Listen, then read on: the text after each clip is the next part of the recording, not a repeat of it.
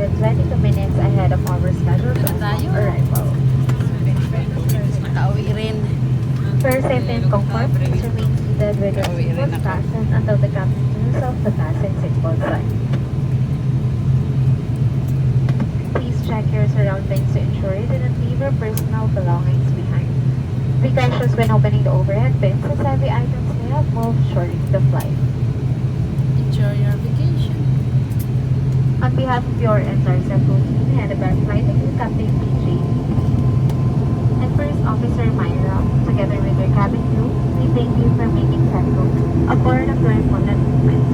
It was truly a pleasure having you all on board, and we do hope to fly you to more fun in the future. Once again, thank you everyone for flying Centro. Due to the aircraft's weight and balance restrictions, guests are requested to deplane bearers. As soon as the passenger door is open, we shall be deplaning 2 rows at a time starting from the back. On the ground, we advise our passengers to stay clear of the wings, propellers, and engines. And once again, we ask that you keep your area clean and tidy. Kindly clear your seat pockets of any remaining litter, and please bring this with you as you leave your seats. We secured operation in ensuring that no litter trash is left behind the aircraft.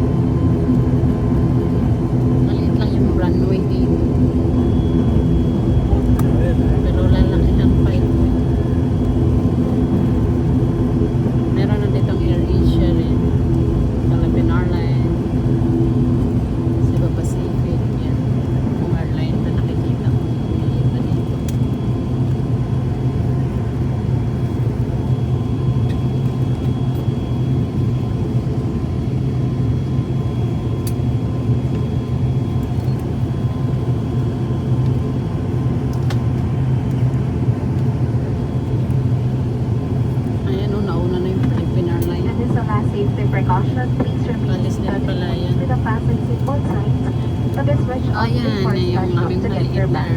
Kunyari po lamang naman ang hiling nakaupo at hintay matanggal ang ilaw sa fasten seatbelt sign bago tumayo para kunin ang inyong kagamitan. Welcome home, Emily. Welcome home. Bye-bye.